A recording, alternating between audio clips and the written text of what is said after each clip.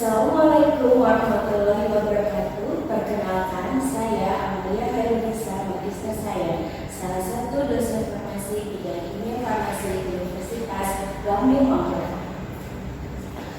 Sebagai dosen, saya telah melaksanakan bidang perguruan tinggi meliputi pendidikan, penelitian, dan pengabdian ke masyarakat. Teknik pengajaran yang saya gunakan adalah DIA atau Delivery Interaction Assessment. Delivery merupakan suatu teknik pelajaran di mana saya sebagai dosen menyampaikan materi pembelajaran untuk membantu mahasiswa belajar secara mandiri sehingga materi dapat tercapai dengan baik. Interaksi adalah saya dengan mahasiswa dengan beberapa metode komunikasi meliputi metode tatap muka, virtual, WhatsApp, dan e-learning. Sedangkan asesmen adalah penilaian saya terhadap mahasiswa untuk mengukur capaian mahasiswa melalui studi kasus, kuis, dan SIMAN. Mata kuliah yang akan saya jelaskan adalah kimia farmasi dasar. Mata kuliah ini adalah mata kuliah wajib prodi dengan SKS 3 SKS, di mana 2 SKS adalah teori dan 1 SKS adalah praktikum. Mata kuliah ini tidak memiliki prasyarat, mengingat mata kuliah ini ditujukan untuk mahasiswa baru. Mata kuliah kimia farmasi dasar mempelajari tentang konsep dasar kimia farmasi untuk ilmu kefarmasian. Adapun deskripsi dari mata kuliah adalah metode pembelajaran yang akan digunakan adalah student center learning melalui case-based learning dan dilakukan evaluasi hasil pembelajaran perkuliahan melalui tes atau ujian maupun tugas-tugas. Adapun bahan kajian kimia farmasi dasar meliputi pengenalan alat bahan kimia, teori atom, sistem periodik, ikatan kimia, stoikiometri, wujud zat dan larutan, sifat koligatif, reaksi asam basa, reaksi redoks, analisis kation-anion, identifikasi unsur dan senyawa, serta ekstraksi. Adapun kriteria penilaian dibagi ke dalam 3 hal, yaitu tugas sebanyak 30%, ujian tengah semester 35%, dan ujian akhir semester 35%. Selanjutnya, ini adalah rencana tugas yang akan dikerjakan oleh mahasiswa, di mana tugas yang mereka melalui e-learning yaitu SIMAN UPN. Selanjutnya saya akan menampilkan teaching yang saya kerjakan, yaitu adalah interaksi kimia. Selamat menyaksikan.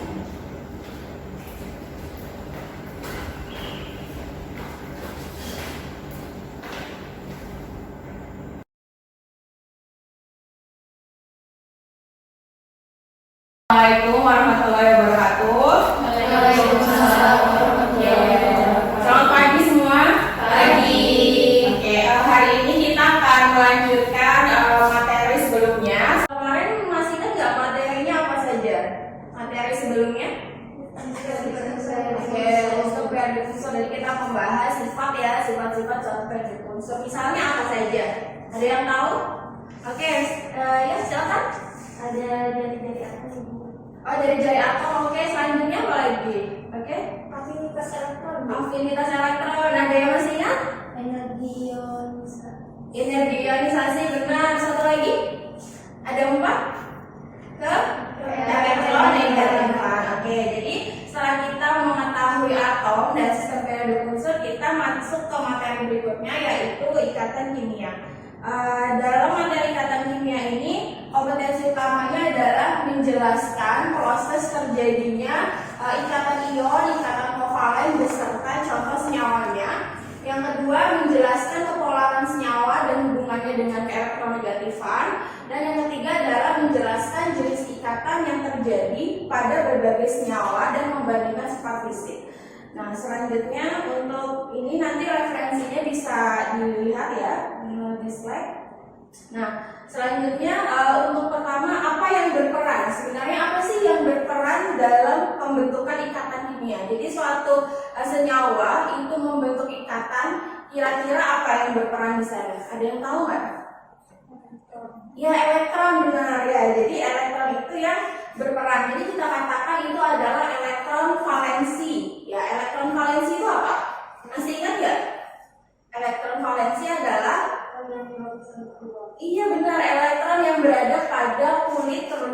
Jadi elektron itu saling berinteraksi. Nah, gunanya apa sih elektron itu untuk saling berinteraksi ini gunanya apa? Tujuannya elektron valensi itu bisa berinteraksi, saling berinteraksi. Tujuannya apa? Supaya bisa membentuk ikatan. Ya benar, supaya bisa membentuk ikatan. Kenapa dia membentuk ikatan? Agar tercapai namanya adalah suatu stabilan. Jadi suatu ion atau senyawa itu membentuk suatu ikatan itu untuk memenuhi suatu kaidah oktet atau buklet ya. Masih ingat nggak kaidah oktet itu apa? Kaidah oktet 8 ya, 8 ya elektron ya. Kalau buklet dia 2, stabilnya dia 2. Jadi untuk membentuk suatu kestabilan.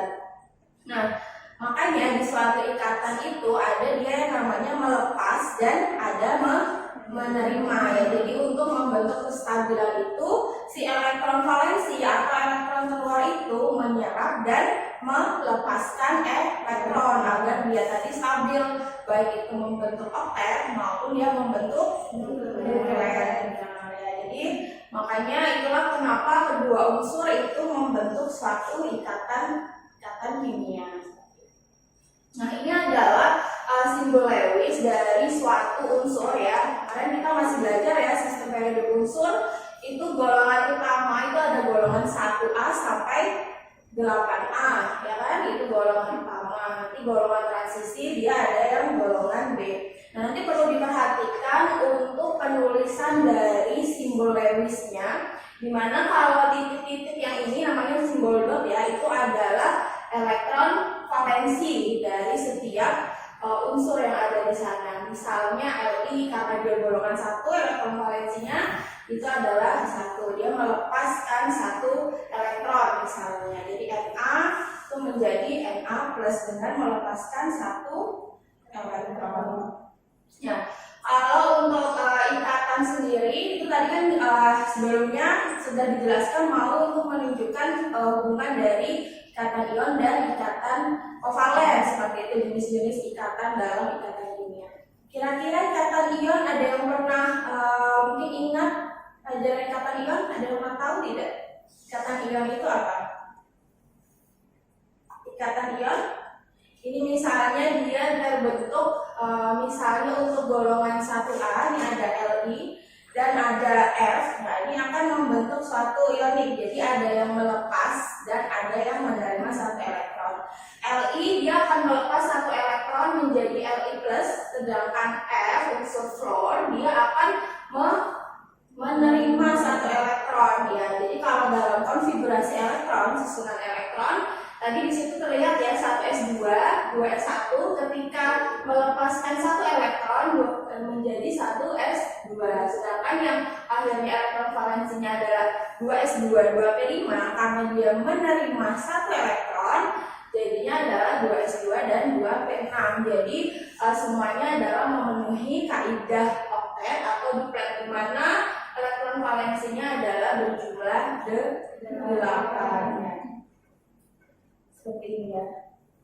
Nah, jadi itu akan membentuk suatu ikatan ion. Ibaratnya kalau ikatan ionik itu ada yang kelebihan elektron dan ada yang kekurangan elektron. Jadi mereka itu akan membentuk suatu stabilan yang membentuk yang namanya ikatan ionik. Seperti itu. Jadi ada serah terima elektron ya. Jadi ada dari unsur logam dan non logam. Unsur logam misalnya dari golongan 1A, 2A itu dia cenderung untuk melepaskan elektron, ya kan? Masih ingat ya? Terus yang golongan non logam itu misalnya golongan fluor, golongan 7A dia cenderung untuk menerima. Jadi kalau ada yang melepaskan elektron, ada yang menerima elektron. Makanya dikatakan itu adalah serah terima elektron.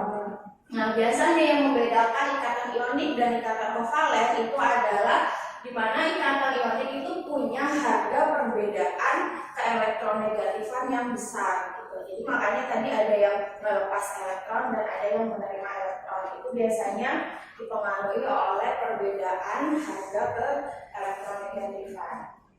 Nah, masih ingat nggak keelektronegatifan itu apa? Ada yang tahu? kemampuan elektron untuk apa? Kemampuan suatu atom atau unsur untuk menarik elektron ke arah dirinya. Jadi dia menerima elektron. Oke, yang kedua adalah ikatan kovalen. Ikatan kovalen itu adalah ikatan yang terbentuk karena pemakaian bersama dua elektron. Tadi bedanya dengan ikatan ionik adalah kalau ikatan ionik itu ada yang menerima dan ada yang melepas. Jadi ada yang kelebihan elektron, elektronnya yang kelebihan tadi ditangkap oleh yang kekurangan elektron. Jadi dia serah terima elektron seperti itu.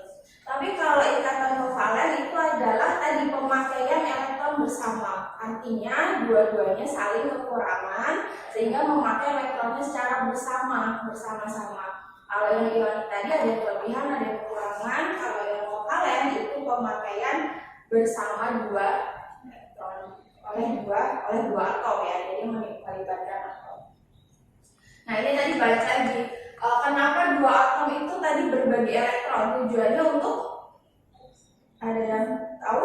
Tujuannya untuk membentuk ikatan sehingga terjadi suatu kestabilan. Makanya tadi ada serah terima elektron untuk ikatan ionik, dan ikatan kovalen adalah pemakaian elektron bersama. Misalnya untuk fluor. Nah, fluor ini dia kan kekurangan satu elektron ya untuk dia mencapai oktet. Nah, makanya satu elektron ini akan dipakai secara bersamaan di sini. Jadi dia akan stabil gitu, karena dia kalau kita misalnya kita hitung di situ ada oktet 1, 2, 3, 4, 5, 6, 7, 8. Jadi untuk memakai elektron bersama sehingga dia tercapai kestabilan. Misalnya nih fluor itu dia elektron valensinya 7 ya. Nah, jadi memakai satu elektron secara bersama-sama oleh dua atom, jadi dia bentuknya adalah oktet seperti itu. Nah, ini adalah struktur Lewis ya, struktur Lewis untuk F2. Nah, kalau namanya ikatan kimia di situ ada Lewis, ada yang dikatakan pasangan elektron bebas. Nah, ini pasangan elektron bebas, jadi dia bebas untuk berikatan. Sedangkan yang ini adalah pasangan elektron di ikatan. Di sini nanti namanya adalah pasangan elektron ikatan, atau ikatannya adalah ikatan kovalen. Karena dia pakai satu menyumbangkan satu, yang ini menyumbangkan satu, makanya namanya ikatan kovalen tunggal. Ya, itu adalah ikatan kovalen tunggal. Pemakaian salah satu dua atom itu sama-sama nyumbang satu. Selanjutnya untuk yang ikatan ganda, kan tadi ada kovalen, ada ganda. Ini misalnya contohnya adalah Lewis ya, dia dua atom menggunakan dua atau lebih pasangan elektron secara bersama-sama. Jadi yang disumbangkan tadi adalah dua elektron. Jadi ikatannya adalah ikatan ganda. Ya, ini pemakaiannya adalah dua pasang seperti itu. Nah, kalau yang ikatan rangka 3 itu juga ada dua atom itu menggunakan 3 pasang elektron secara bersama-sama. Tadi ini 3 pasang. Kalau yang ini tadi 2 pasang. Kalau yang nitrogen misalnya dia rangka 3, ini adalah 3 pasang ya. Berarti kalau 3 pasang itu artinya di sini ada 6 elektron. Kalau yang ini namanya apa? Yang di sini pasangan elektron bebas ya, benar, pasangan elektron bebas. Oke. Selanjutnya, nah ini bedanya kalau ikatan kovalen koordinasi. Kalau yang namanya kovalen tadi sama-sama kekurangan terus memakai elektron secara bersama. Kalau kovalen koordinasi, salah satu atom memberikan 2 elektron sekaligus. Jadi satu kekurangan ya. Jadi yang 2 ini akan memberikan ke atom H. H ini kan 1 ya ininya ya. 1 elektronnya, terus karena plus dia melepaskan elektron di sana. Jadi di sana dia tidak menyumbangkan elektron. Si nitrogen itu langsung menggunakan elektron bersama dengan atom H. Jadi dia nitrogen itu yang langsung memberikan 2 elektron. Jadi yang satu langsung memberikan, yang satu tinggal pakai seperti itu. Itu adalah ikatan kovalen koordinasi. Salah satu atom memberikan 2 elektron sekaligus kepada atom lainnya dalam membentuk ikatan kovalen. Jadi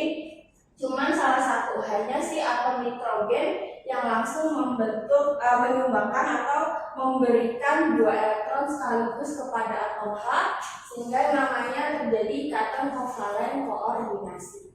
Bedanya seperti itu. Jadi kalau kovalen tadi yang biasa dia sama-sama menyumbangkan gitu ya.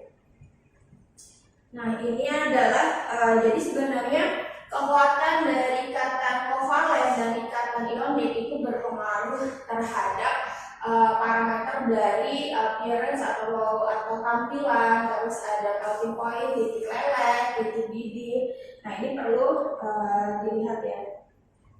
Nah, kenapa NaCl yang ionik itu titik lelehnya ataupun boiling point-nya atau titik didihnya itu lebih tinggi dibandingkan dengan ikatan kovalen? Kira-kira kenapa? Ada yang tahu nggak? Kenapa ikatan ionik itu lebih tinggi? Karena kalau ikatan ionik tadi ikatannya kan lebih kuat karena dia tadi ada yang menyumbangkan, ada yang menerima. Itu ikatannya akan lebih kuat ikatan ioniknya. Sedangkan kalau ikatan kovalen itu hanya memakai secara bersama aja. Ibaratnya kamu punya satu, aku punya satu, ya sudah kita pakai secara bersama-sama. Nah, jadi ikatannya itu cenderung lebih lemah dibandingkan dengan ikatan ionik. Makanya kekuatan untuk melepaskan ikatan itu akan lebih besar ikatan ionik. Karena ikatannya itu lebih kuat, makanya untuk melepaskan ikatan itu butuh energi yang lebih besar. Kalau dia butuh energi yang lebih besar, itu akan menaikkan yang namanya titik didih dan titik leleh. Ibaratnya dia akan mendidih pada suhu 1413. Jadi dari suhu 1413 itu baru akan mengalami mendidih. Itu nanti bisa dilihat untuk yang lain. Jadi ini berpengaruh, ikatan kimia itu berpengaruh khususnya kepada titik didih dan titik leleh, sifat fisik dan lain-lain. Itu nanti bisa dilihat di slide. Nah, ini adalah ikatan kovalen polar. Nah, yang namanya ikatan kovalen polar itu terjadi polarisasi di mana pasangan elektron itu akan lebih tertarik ke arah atom yang punya keelektronegatifan besar. Gitu. Jadi namanya polar, dia akan membentuk kutub. Nah, membentuk kutub ada kecenderungan si atom itu akan tertarik ke arah yang lebih punya keelektronegatifan yang lebih besar. Jadi ya tadi keelektronegatifan adalah kemampuan suatu atom untuk menarik elektron ke arah dirinya ya. Jadi masih ingat ya. Nah, ini misalnya HF. Nah, ini akan cenderung terjadi polarisasi di mana elektron ini akan lebih tertarik ke arah atom fluor karena elektronegatifannya yang lebih besar. Nah, ini dikatakan daerah yang kaya akan elektron, sedangkan yang atom H ini miskin akan elektron. Artinya kalau dia polar berarti bentuknya adalah tidak simetris karena dia akan cenderung tertarik ke arah atom yang punya keelektronegatifan lebih besar. Nah, terus selanjutnya adalah ikatan kovalen nonpolar. Itu adalah kedudukan pasangan elektron ikatan simetris antar kedua atom. Nah, ini adalah simetris, dia bentuknya adalah kovalen nonpolar. Artinya si elektron ini tidak cenderung ke salah satu, dia ada secara simetris.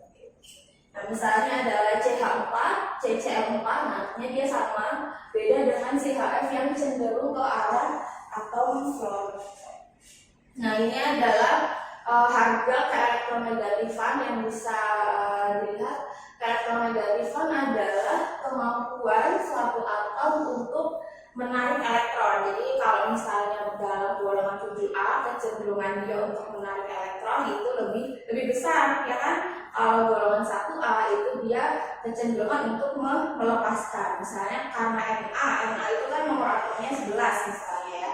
Jadi dia punya satu elektron untuk dilepaskan, ya, untuk dia stabil. Sedangkan kalau golongan 7A itu dia cenderung untuk menerima elektron, makanya energi keelektronegatifannya itu lebih besar. Keelektronegatifan golongan 7A itu lebih besar karena dia kecenderungan untuk menarik elektron. Ini adalah harga-harga keelektronegatifan bisa kalian lihat di golongan 7A. Golongan 7A keelektronegatifan paling besar untuk golongan fluor. Nah, kalau untuk 8A dia sudah tidak ada karena dia sudah stabil kalau golongan 8. Nah, ini adalah variasi elektronegatifan dengan kenaikan nomor atom. Jadi sudah dijelaskan. Selanjutnya adalah klasifikasi ikatan berdasarkan perbedaan keelektronegatifan. Jadi sebenarnya kita bisa melihat ikatan itu dari harga keelektronegatifan. Di sini terlihat bahwa kalau selisih harga keelektronegatifan itu 0, itu adalah kovalen. Kalau dia lebih dari 2 atau sama dengan 2, itu adalah ionik.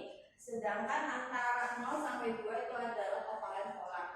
Jadi kita bisa menghitung perbedaan, jadi selisih harga keelektronegatifan untuk melihat jenis ikatannya, kovalen, ionik, atau kovalen polar. Nah ini ya. Nah ini misalnya, tentukan apakah ikatan berikut adalah ikatan ionik, kovalen polar, ataupun kovalen. Misalnya pada CSCl, nah ini ikatan pada H2S, dan ikatan Mn pada NH2. Ini nanti kita bisa menentukan dari nilai perbedaan ke elektronegatifan. Nah ini sudah diketahui untuk keelektronegatifannya yang di slide sebelumnya ya. Misalnya untuk CS itu 0,7, Cl3. Berarti kalau untuk dia tahu ikatannya, kita bisa menghitung dari selisih harga keelektronegatifan dari CS dan Cl itu adalah 2,3 ya. Jadi kalau dia lebih dari 2 atau sama dengan 2 tadi dikatakan dia adalah ionik ya. Kalau yang HS, nah jadi antara atom H dan S, nah itu perbedaan harga keelektronegatifan selisihnya berapa, itu adalah kovalen polar. Jadi kalau antara 0 sampai 2 dia tadi adalah kovalen polar. Kalau perbedaannya 0 ya, Nm yaitu itu adalah ikatan kovalen.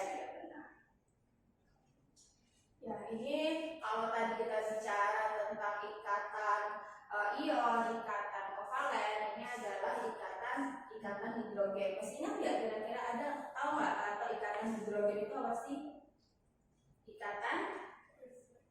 Ikatan antara, biasanya dikatakan antara atom H dengan O ya, atom H dengan N, dan atom H dengan F, biasanya seperti itu. Nah yang perlu diperhatikan adalah ikatan hidrogen ini adalah ikatan sudah antar molekul. Jadi kalau kita ngomong antar atom itu tadi adalah ikatan kovalen, tapi kalau dia adalah ikatan antar molekul itu sudah masuk ke dalam ikatan, contohnya adalah ikatan hidrogen. Jadi ikatan hidrogen adalah daya tarik antara atom hidrogen ya, atom hidrogen dengan atom yang sangat elektronegatif, misalnya tadi F ataupun O, seperti itu. Itu ya, sudah tak? Oke. Selanjutnya untuk ikatan hidrogen. Nah, jadi ikatan hidrogen ini akan bersifat lebih kuat ya dibandingkan dengan gaya van der Waals, tetapi lebih lemah dengan ikatan kovalen ataupun ionik. Nanti kalau untuk ikatan van der Waals akan kita pelajari nanti ya. Nah ini kalau contoh dari penulisan struktur Lewis ini saya langsung saja. Misalnya kalau untuk struktur Lewis, jadi kalau nitrogen trifluorida misalnya NS3, pertama adalah tulis yang kurang N, itu atom N itu kurang elektronegatif dibandingkan dengan F. Jadi atom N yang kurang elektronegatif itu bisa kita letakkan di tengah. Jadi atom N-nya ada di tengah dan ada F3 karena N F3 gitu ya. Nah pertama atom N-nya letakkan di pusat. Selanjutnya kita menghitung elektron valensi, jadi dari masing-masing atom. Misalnya atom N itu elektron valensinya adalah dia 2S2, 2P3, N-nya 7, dan F itu adalah 7 ya elektron valensinya. Jadi kita hitung dulu jumlah total keseluruhan elektron valensi. Kalau yang N itu adalah 5 tadi ya, 5 ditambah 3 kali 7. Jadi elektron valensi atom F itu 3. Jadi atom F-nya ada 3, elektron valensinya ada 7. Nah, jadi totalnya adalah 26 elektron ya. Mau ditanyakan dulu nggak? Oke, silakan. Perkenalkan, nama saya Alia Nuwata. Ingin bertanya, Bu. Jadi yang lebih kuat itu ikatan ionik atau ikatan kovalen, Bu? Oke, ya. Jadi kalau untuk ikatan sendiri di sini adalah ikatan ionik karena dia tadi ada yang serah terima elektron tadi, di mana ada yang melepaskan elektron dan ada yang menerima elektron. Berarti kalau kita ada yang kelebihan terus diterima sama yang kekurangan, itu ikatannya akan lebih kuat. Itu tadi tergambar dari ikatan atau titik didih dan titik leleh ya, titik didih dan titik leleh dari ikatan ionik itu lebih besar ya kan dibandingkan dengan ikatan kovalen. Dimana kalau ikatan kovalen itu tadi memakai elektron secara bersama, makanya itu dia cenderung lebih lemah kalau kita bandingkan dengan ikatan ionik. Itu ada lagi? Oke, lagi ya, silakan. Selain di PPT tadi, ada lagi kah contoh ikatan ioniknya, Bu?